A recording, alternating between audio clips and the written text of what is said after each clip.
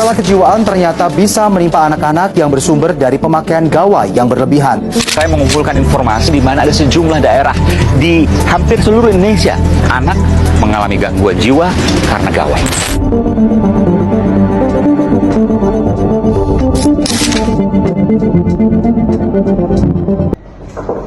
Assalamualaikum.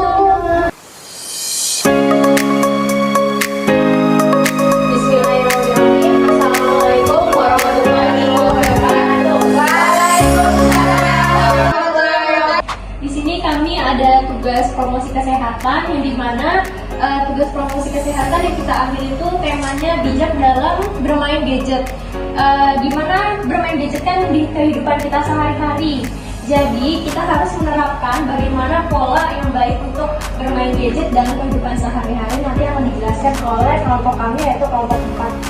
Jadi di sini teman-teman ada yang udah tahu belum gadget itu apa? Tahu.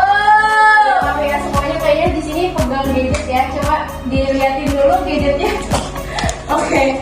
Ya semuanya udah pada punya gadget. Berarti tandanya di sini kita harus bijak nih dalam bermain gadget. Kenapa kita harus bijak dalam bermain gadget? Di sini teman-teman ada yang udah tahu belum? Kenapa kita harus bijak dalam bermain gadget? Biar nggak salah guna. Gunanya dalam apa tuh Kak? Hal negatif. Hal negatif itu kan negatif ada yang entah itu kita lalai akan waktu. Maksudnya hal negatifnya itu seperti apa gitu? Ini merupakan secara langsung maupun tidak langsung memiliki keterikatan nih dengan gadget. Kenapa bisa kayak gitu? Coba teman-teman di sini siapa yang nggak punya medsos? Saya nggak punya medsosnya. Kenapa tuh? Bagus. Budi, kenapa nggak punya medsos?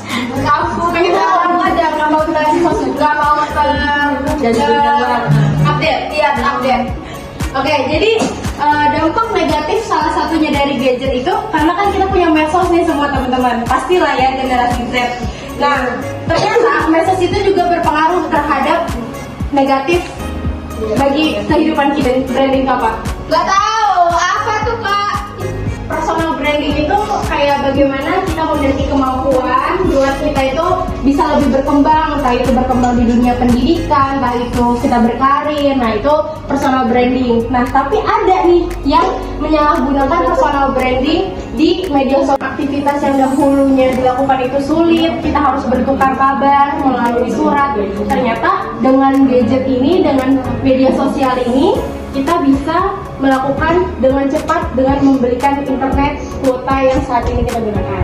Nah, dampak bermain gadget itu yang pertama, kalau bagi anak remaja yang pasti kurangnya interaksi sosial secara langsung. Pernah nggak main media sosial kita sebut dengan TikTok, itu kita mau scroll terus. Ternyata itu ada penelitiannya. Ada penelitiannya kayak kita scroll Instagram ataupun TikTok, kita kehilangan waktu yang begitu banyak. Ternyata itu membuat kita tuh jadi lupa akan kewajiban kita, entah itu belajar, entah itu mengerjakan tugas dan sebagainya. Kemudian kurangnya perkembangan kognitif. Kira-kira dari teman-teman semua ada pertanyaan nggak dari yang dibawakan oleh Kak Alia? Bertanya? Saya Boleh silakan. Saya mau nanya dong, atas nama siapa Kak? Ini nama panjang. Iya nama dan juga. Iya nama saya Stefani Wulandari, saya dari Prodi Kebidanan. Saya mau nanya, Silakan. coba tolong jelaskan bermain gadget yang benar tuh gimana sih maksudnya? Oke, terima kasih. Saya ingin menjawab pertanyaan dari Stefani. Tadi kan pertanyaannya jelaskan cara bermain gadget yang benar itu seperti apa.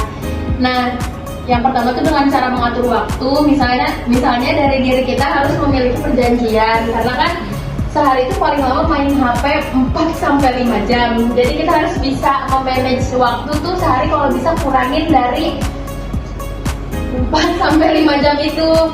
Nah terus selain itu kamu tuh ngisi waktu yang lebih positif lagi, misalkan biar belajar, berinteraksi sosial atau yang lain-lainnya.